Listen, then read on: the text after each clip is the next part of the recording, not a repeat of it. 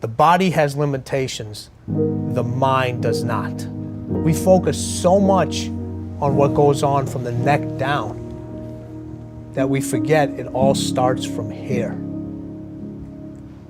Everything starts from here. If you're not mentally ready, you're never really physically prepared. And that's where the preparation starts. I firmly believe that everybody in this room, everybody on this planet has a gift.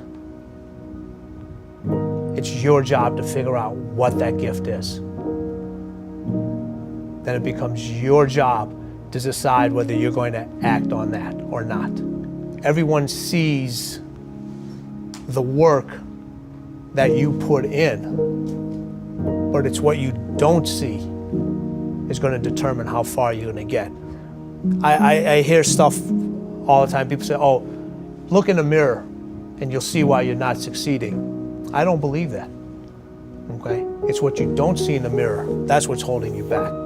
It's what you're not willing to see is why talent is not enough. And when you finally see it and accept it and decide to work on it, then you can take that next level.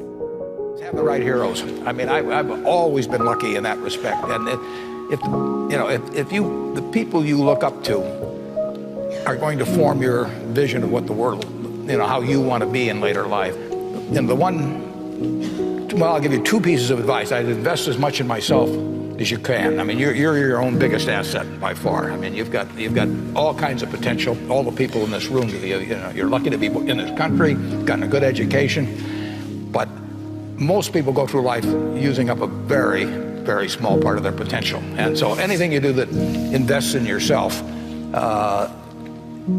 that's the best investment you can possibly make. And then I would follow my passion. I mean, whatever turns you on. I was lucky. I found something early that turned me on.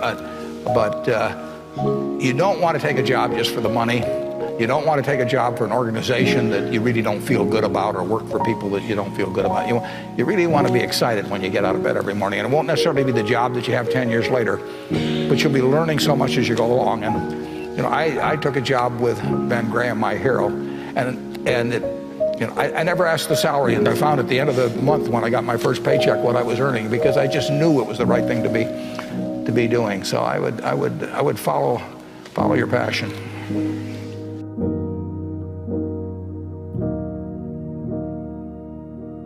I think happiness trumps everything. Easy for me to say because it really worked out for me, because happiness coincides with financial upside.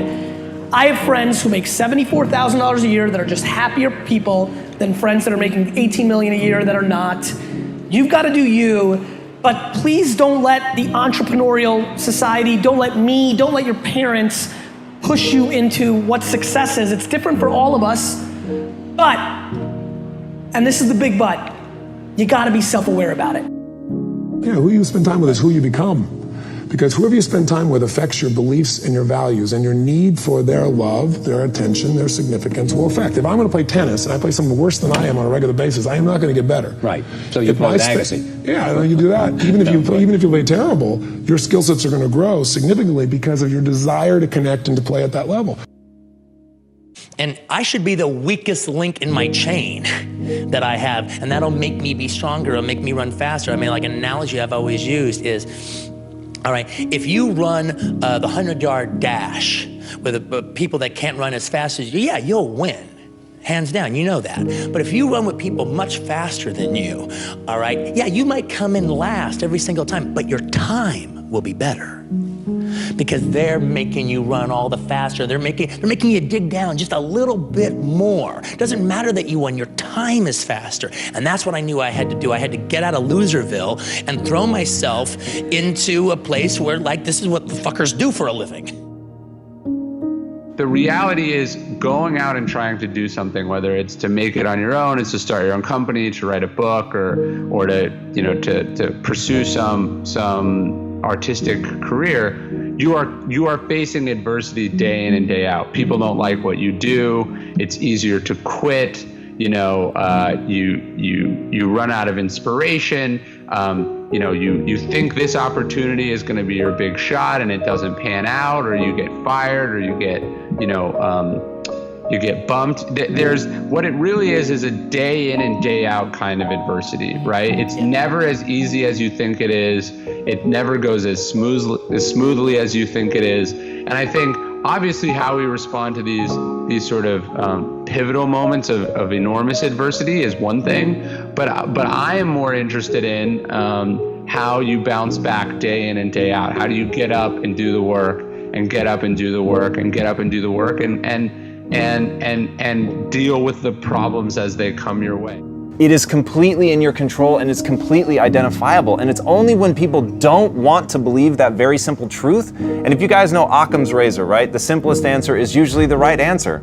The simplest answer is probably not some big conspiracy against you or the department that you're in or whatever. It's you're not doing a good enough job. Steve Martin wrote a book called Be So Good They Can't Ignore You.